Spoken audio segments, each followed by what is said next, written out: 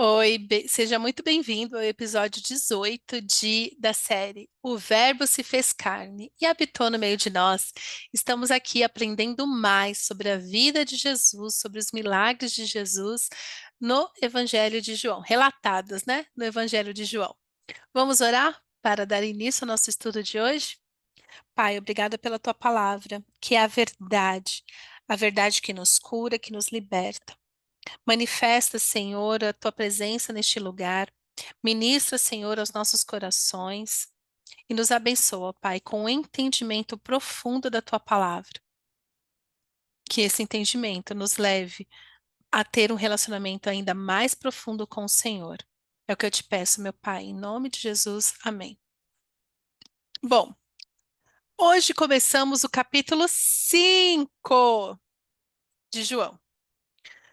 Vou ler aqui na minha Bíblia maravilhosa, belíssima.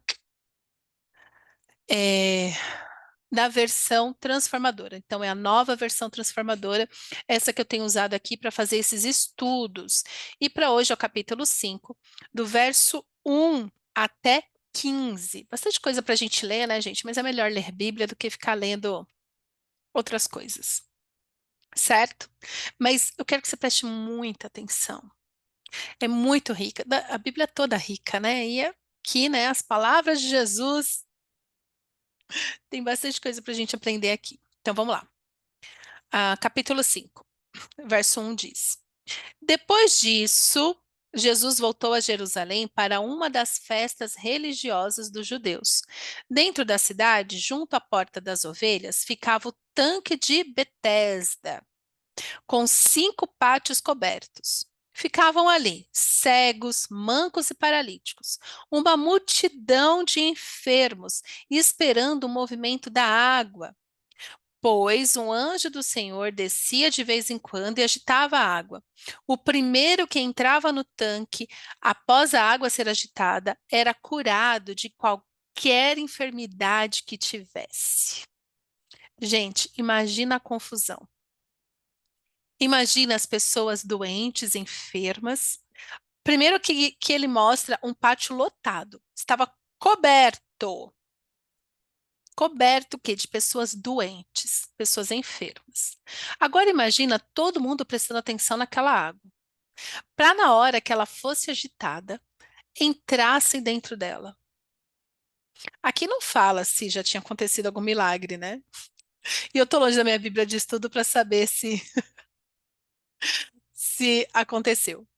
Mas o fato é, olha a confusão. Eu só fico imaginando a confusão, todo mundo olhando ali a água, mas na hora que ela agitava, como saber quem foi o primeiro que conseguiu? Tipo, foi dada a largada, foi. Sabe aquele que queima a, a faixa de chegada, que aí passa, eles vão ali para a televisão, para o vídeo, para saber quem foi que estava 2 milímetros à frente e ele ficou com o primeiro lugar? Fico imaginando essa câmera no céu. Falar, foi ele que chegou, abençoa ele. Eu não sei se você tem essa mente criativa quando você lê sua Bíblia. Eu tenho super. Mas imagina a confusão. Porque qual era a promessa? Se a água for agitada e você for o primeiro a entrar, você será curado de qualquer enfermidade que você tiver. Qualquer enfermidade. Verso 5. Perdão, gente. Tá aqui, tá difícil, mas temos que gravar, então vida que segue. Verso 5. Um dos homens ali estava doente havia 38 anos. Repete comigo. 38 anos. Que a pessoa estava o quê? Doente. Esperando o quê? A cura. 38 anos naquele pátio, aguardando a água ser agitada. Para ele entrar, não bastava entrar na água, tinha que ser o primeiro. Ou seja, se chegou em segundo, já era. Já era, já era, já era. Tinha que ser o primeiro. Quando Jesus o viu e soube que estava enfermo por tanto tempo, perguntou-lhe: Você gostaria de ser curado? Eu amo essas perguntas que Jesus faz. Eu amo. Porque assim, O tempo todo, Jesus pergunta para a gente isso. Ai, mas não é óbvio, Fátima. Ai, Jesus. Não, não fala comigo, reclama com Jesus. Mas Jesus, não é óbvio, Jesus. Não é óbvio. Pera, deixa eu arrumar um negócio aqui. Jesus, não é óbvio. Eu tô aqui há 38 anos, Jesus, esperando essa água. Assim. Não é óbvio, eu tô aqui no meio desses enfermos. Você pensa? Porque, gente, não é todo enfermo que é legal, não. Os enfermos, geralmente, o que que os enfermos fazem? Reclamam da dor, porque dói, sim, não estou negligenciando a dor. Tem outros que nem tá doendo, mas tá tão acostumado a reclamar que fica reclamando. Tem outros que cheiram mal. Então, assim, é óbvio. O óbvio seria assim: é claro que eu quero sair daqui, do meio desses doentes. Uns que reclamam, outros que fedem, outros que não sei o quê, outros que não sei o quê. Não. Mas Jesus chega para este homem que está há 38 anos enfermo e pergunta: Você quer ser curado? O que que este homem responde? Porque, né? O homem respondeu: Não consigo, Senhor, pois não tenho quem me coloque no tanque quando a água se agita. Alguém sempre chega antes de mim. Oh, que dó, que dó, que dó, que dó. Com todo respeito aos enfermos. Mas é este o contexto. Então Jesus fala assim: tá, você quer ser curado? A pergunta de Jesus foi muito simples. Hoje, no problema que você tem, Jesus chega para você e pergunta assim: você quer resolver isso? Essa é a pergunta de Jesus, muito simples e direto, porque Jesus ele é simples e direto. Você quer? Qual foi a resposta dele? Ele já começou assim: eu não consigo. Ele já começa a falar o quê? Das suas dores, das suas limitações. Olha, eu não consigo, sabe, Jesus? Eu tento, sabe? Eu tento, mas alguém sempre. Não foi isso que Jesus perguntou. Não foi isso. Jesus só perguntou: Você quer ser curado? O que que ele deveria responder? Sim, Senhor, eu quero ser curado. Mas não, ele já começa de mimimi. Eu não consigo. Quem nunca, tá, gente? Já fiz muito isso. Eu me policio para não voltar a fazer. Ai, que cara de pau. Mas uma vez que você entende que muitas vezes o Senhor está te fazendo uma pergunta pontual, porque Ele quer liberar a bênção sobre a sua vida. Jesus quer te curar, Jesus quer te curar. E Ele te pergunta: Você quer ser curado? Ao invés de você falar sim, Senhor, eu quero ser curado. Não, você começa a fazer que nem um homem. Ai, eu não consigo, Senhor, pois não tem quem me coloque, sabe? E quando eu vejo, já passaram na minha frente lágrimas. Aí Jesus continua, né? Que Jesus, numa paciência, né? Paciência. Levante-se, levante-se.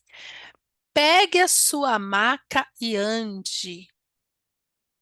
Uma ordem. Jesus deu a ordem, levante-se. Pegue a sua maca.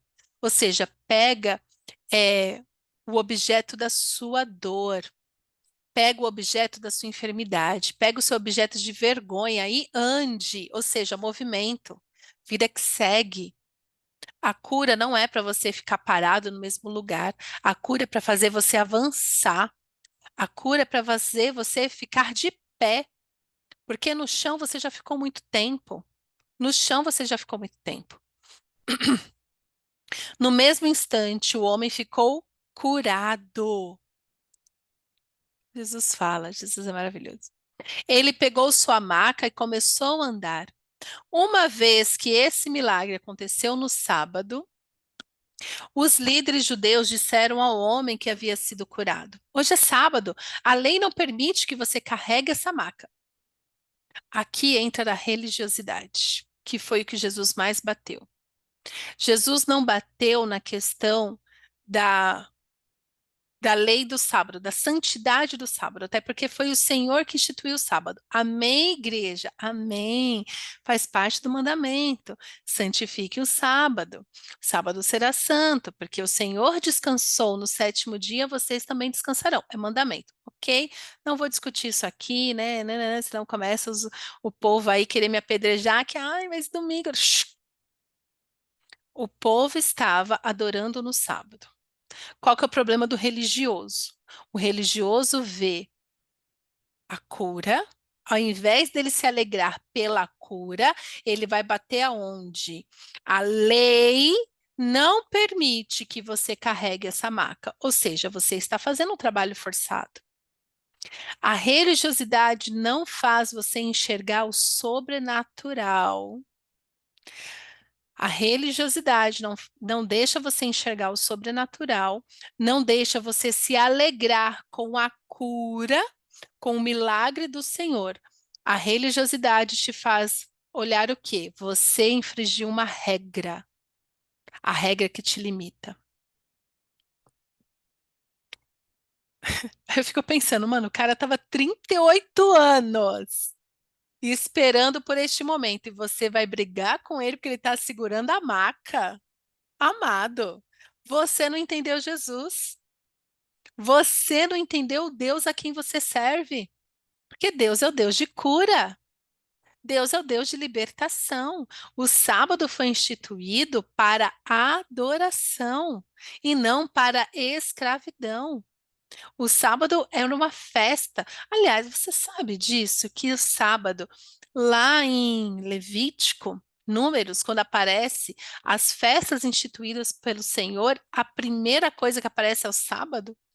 Ou seja, sábado é dia de festa, o que em tese deveria ser o nosso domingo hoje, mas tem muito domingo aí que é qualquer coisa menos uma festa de adoração a Deus. Mas aqui o religioso chegou e falou assim: ué, a lei não permite que você carregue essa marca. Oxi, desde quando Deus não faz milagres? No sábado. Ele faz a hora que ele quiser, ele é Deus. Ele é Deus. Mas eles estavam implicando com que não é porque o religioso é assim, você não seguiu as normas. Você não deveria estar vivendo isso. Você não seguiu as regras, você não deveria ter mais Jesus do que eu.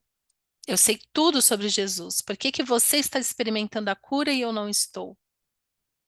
Por que você está segurando essa maca? Quem deixou, se eu não autorizei? Porque os religiosos, eles se tornam donos de Jesus. Eles se tornam donos, né? E Jesus vem acabar com tudo isso, porque Jesus é relacionamento. Mas ele respondeu, verso 11: o homem, ele nem sabia quem era Jesus. O homem que me curou disse: pegue sua maca e ande. Quem foi que lhe disse uma coisa dessas? Perguntaram eles. O homem não sabia. Quantas coisas Jesus já fez na sua vida e você não sabe que foi Jesus? Que coisa feia. O homem não sabia, pois Jesus havia desaparecido no meio da multidão, né? Porque Jesus não gosta de confusão. Não tinha chegado a hora dele ainda de se expor. Mas Jesus foi lá, tal. Depois Jesus voltou, tá?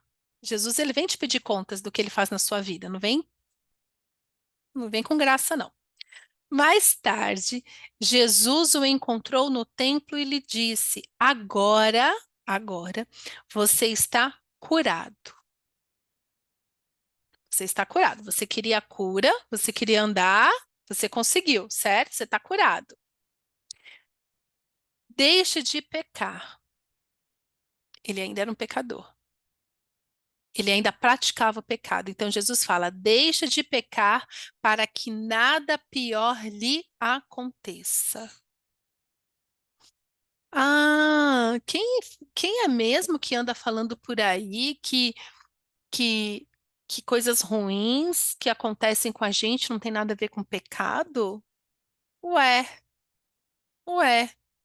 Por que que Jesus fala deixe de pecar para que nada pior lhe aconteça? Hum, que será? Hum. Gente, presta atenção nisso. Porque o que mais se fala hoje, eu estava ouvindo faz um tempinho, um podcast que a pessoa relatando, assim, hoje, com a graça que o Senhor tem me dado de ajudar pessoas, eu sou uma detectora hard de aonde foi que este problema começou na vida da pessoa. Tem ficado hard, porque assim, nenhum problema começa do nada. Ai, do nada, eu tava tomando banho. Ai, um dia eu tava andando de bicicleta e nada é do nada. Nada é do nada, nada é por um acaso. Tudo tem um começo. E este começo, ele tem um contexto. E este contexto, ele fala muito sobre aonde e por que este problema começou na vida da pessoa. Mas aí, naquele podcast que eu estava assistindo, a pessoa relatando o seu tempo de depressão, quando ela já. Gente, eu sei que essa dor existe. Mas ali, só pelo que ela relatou da depressão, como ela entrou num quadro de depressão, como ela ficou ali depressiva por anos, a ponto de querer tirar a própria vida. E ali, quando ela estava para tirar a própria vida, ela teve, né, porque ela era crente, teve todo esse episódio, teve mais um encontro com Jesus, e ali ela foi curada da depressão e tal. Aí todo mundo ali fala, e depois fala que depressão é pecado, não sei o quê. Gente, vamos ser maduros.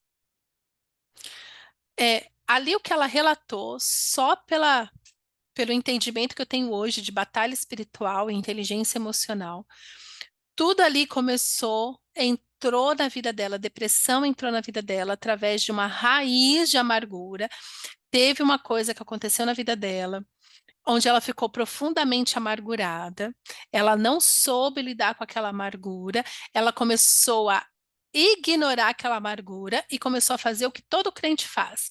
Ai, nada a ver. Começou a enterrar aquela amargura e investiu em outras coisas. Começou a correr atrás do vento. Foi isso.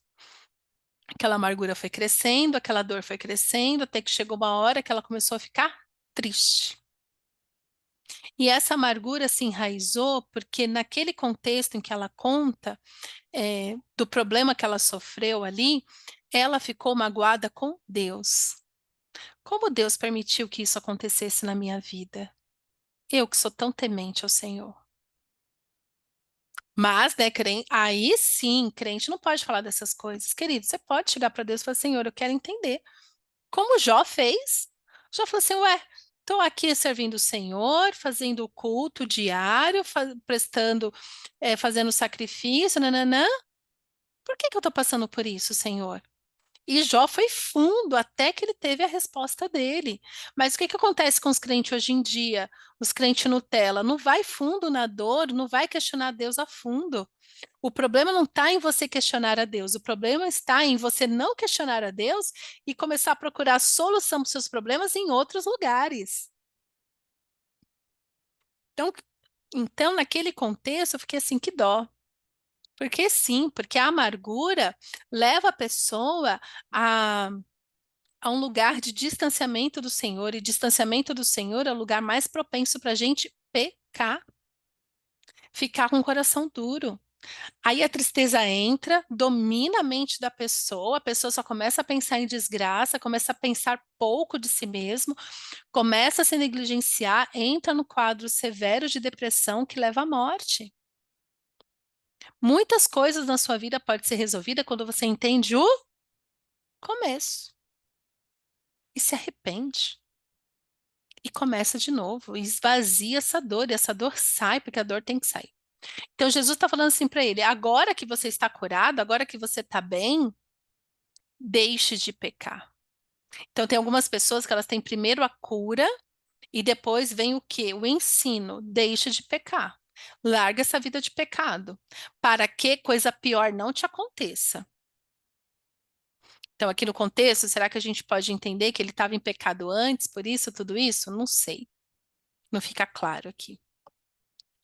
Mas o que fica claro é, uma vez que você está curado, ou seja, uma vez que o Senhor resolveu o seu problema, uma vez que aquilo que você tanto queria aconteceu na sua vida, deixe de pecar. Por quê? Porque se você está limpo, se você está curado e você continua na prática do pecado, coisa pior pode te acontecer. Por que coisa pior pode te acontecer? Porque você teve o contato direto com o Senhor. O Senhor tocou na sua vida, ele te santificou naquele momento. Você está limpo. Então agora, quando vem a sujeira, ela vem para sujar mais ainda. Porque se a pessoa está suja, né? Então vamos supor que nem ele, que estava ali morando no pátio. Deus, vai lá saber como que era a higiene dele. Então, uma pessoa que está suja, recebeu uma bolada suja, é ok, ele já estava sujo. Não faz muita diferença se ele se sujar ou não. Agora, se ele está de banho tomado, se ele está limpo, se ele está ali andando todo de branco, com a roupa branca, tudo branco, tudo lindo, tudo. E ele recebe uma bolada, uma lama, aí fica bem pior. Por quê? Porque agora a sujeira aparece. Todo mundo vai saber que ele está sujo, que ele está com problema, que ele está em pecado. Algo pior acontece quando você ali foi curado pelo Senhor e continua vivendo como se ele não existisse. Continua na prática do pecado. É por isso que tanta gente que conhece a Jesus depois se perde, porque não manteve uma vida de devoção, não manteve uma vida centrada em Jesus. Quer voltar para a sujeira, quer voltar a ser o coitadinho que precisa que coloquem ele na água para ser curado. Então, cuidado. Cuidado com a sua raiz de amargura. Cuidado, sim, né? Cuidado para que nada de pior lhe aconteça. Agora que você está com Jesus, você tem que vigiar. Você tem que vigiar. O Senhor não vai vigiar por você. Você tem que vigiar. E como eu falei, só para concluir desse contexto, então essa menina, como tantos outros, eu não vou citar nomes aqui porque é tão repetitivo. Exatamente isso. A pessoa vai, entra ali, porque eu acho que eu falei num podcast, eu não vou lembrar qual episódio, mas que eu falei isso. Muitas pessoas acham que, que já entende tudo sobre Deus. E porque entende tudo sobre Deus, então, não, agora eu vou investir em terapia, eu vou investir, nananã, porque agora eu preciso me entender, porque Deus eu já entendi. Quando, na verdade, você tem que fazer mais essa pergunta, fazer mais essa provocação. Eu acho que eu não entendi Deus ainda. Eu preciso entender mais de Deus, como Deus se move. Eu preciso, porque uma vez que você entende quem é Deus, você entende quem você é em Deus. Aí as coisas começam a andar. Aí a sua identidade de filho é restaurada, porque nós só sabemos quem nós somos a partir do nosso Criador. Então, quando eu entendo quem Deus é, eu começo a entender quem eu sou nele. E aí as coisas começam a entrar nos eixos, as coisas começam a se resolver. É muito mais fácil assim. Então, para a gente concluir, o homem foi até os líderes judeus e lhes disse que tinha sido Jesus quem o havia curado. Agora, o mestre da cura tem nome, é Jesus. Então, veja, ele foi curado, ele não sabia quem era, mas ele obedeceu e foi, né? Provavelmente ele sentiu um vigor ali, levantou e foi. Os judeus, os religiosos, o repreendeu, porque ele estava segurando a maca. Fuja de religioso, fuja dos religiosos. Eles só querem seguir regras. E ali Jesus encontrou com ele e falou para ele: Olha, você está curado, agora não peque mais, para que o pior não te aconteça, para que não aconteça coisa pior do que isso. Agora ele viu Jesus real e agora ele pode falar quem o curou, que foi Jesus. Muitas vezes nós somos curados de coisas que a gente nem imagina, mas de uma coisa eu tenho certeza: Jesus cura de verdade, ainda cura nos dias de hoje. Se você experimentou a cura de Jesus em algum momento na sua vida, mas agora você não sente mais Jesus, sabe essas pessoas que vivem do passado? Ai, aquele tempo que eu era feliz, naquele tempo Deus fez, eu vi o sobrenatural de Deus, mas agora não vê mais nada. Você precisa rever a sua prática de pecado. Você precisa rever o seu relacionamento com o Senhor. Precisa rever o relacionamento com o Senhor. E você precisa rever por quê? Porque você precisa falar para as pessoas quem foi que te curou. Foi Jesus. Foi Jesus. E contar para as pessoas quem te curou. É Jesus quem cura, sempre. Ah, Tem algumas pessoas aí, né, nas mídias, que falam sobre cura emocional, e tem algumas técnicas que de fato funcionam. Mas de nada adianta a técnica sem falar da pessoa que curou. Pare de vangloriar, de valorizar a técnica e comece a amar Jesus. Tenha você relacionamento com Jesus. Conte para as pessoas quem foi que te curou, que foi Jesus. Não foi sua técnica, não foi é, o seu bom coração, não foi a sua intenção, não foi nada disso. Quem te curou foi uma pessoa, e essa pessoa é Jesus. É Jesus. Você apenas se submeteu, você apenas obedeceu, mas o milagre quem faz é Ele. E não peques mais, para que nada pior te aconteça. Se você já viveu um milagre e hoje está vivendo o pior na sua vida, comece a entender quais são os pecados que você precisa se arrepender para você voltar a experimentar o sobrenatural de Deus na sua vida. Porque Deus, ele continua operando milagres para todo sempre e sempre. Amém. Amém, igreja? Um beijo e até a próxima.